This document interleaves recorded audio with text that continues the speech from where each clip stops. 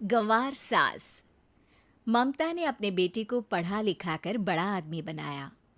अब वो शहर में अपने परिवार के साथ रहता है। एक दिन ममता का बेटा रोहन अपनी पत्नी आलिया से कहता है, अरे आलिया, सुनो, माँ अब से गांव में नहीं रहेगी। वो हमारे साथ यहीं रहेंगी शहर में। उनका कमरा आज नौकर से बोलकर अच्छे से साफ करवा देना। ओह, आज तो मेरी किटी पार्टी है, फिर मुझे जिम और फिर शॉपिंग। ठीक है, कल करवा दूंगी। अ, अच्छा, लेकिन माँ के सामने ये कपड़े नहीं चलेंगे। हाँ, तुम्हें साड़ी या सूट पहनना होगा। अरे बिल्कुल भी नहीं।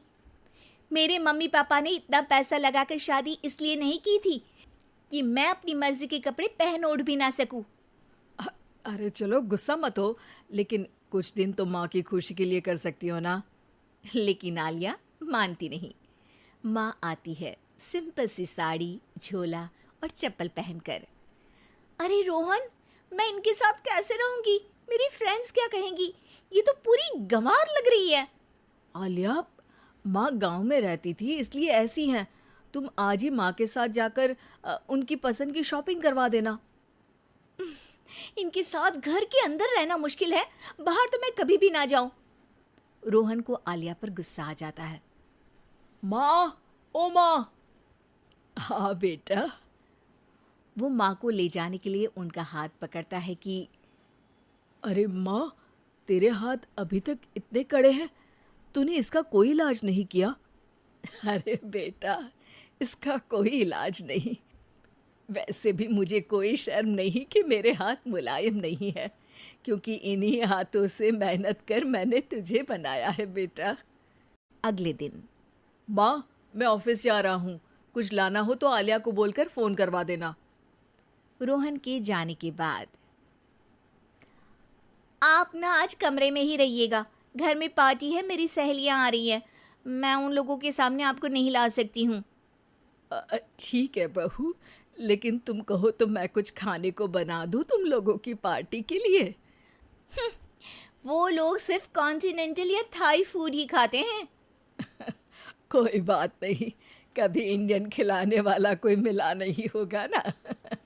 मैं बनाकर कमरे में चली जाऊंगी। जैसे आपकी मर्जी।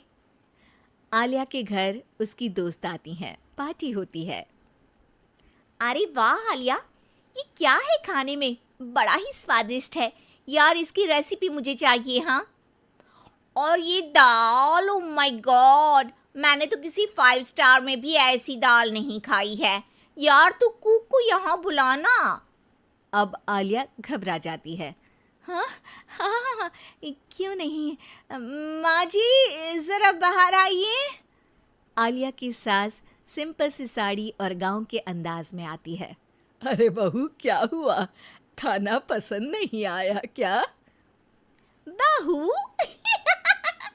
अरे ये गांव से दिखने वाली औरत तुम्हें बहू क्यों बोल रही है? कौन है ये?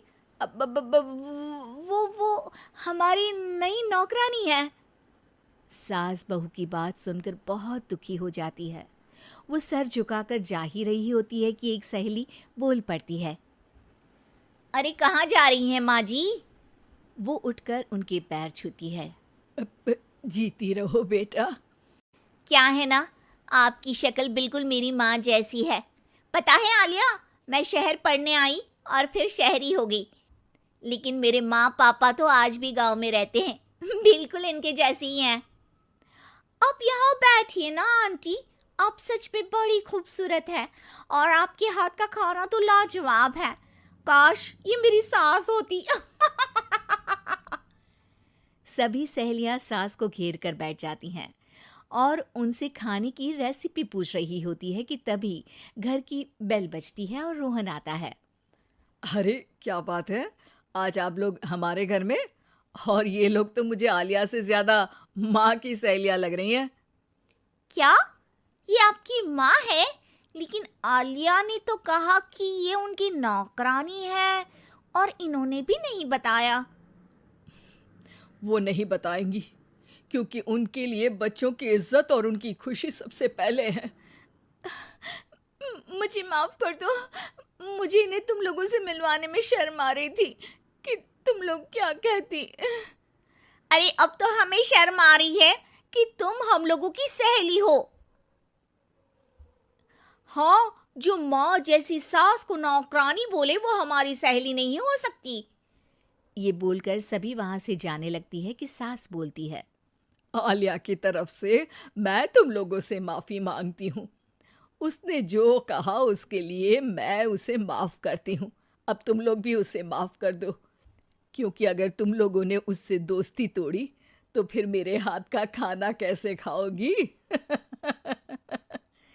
नहीं नहीं आंटी, जरूर आएंगे, लेकिन अब आलिया की नहीं बल्कि आपकी सहेली बनकर।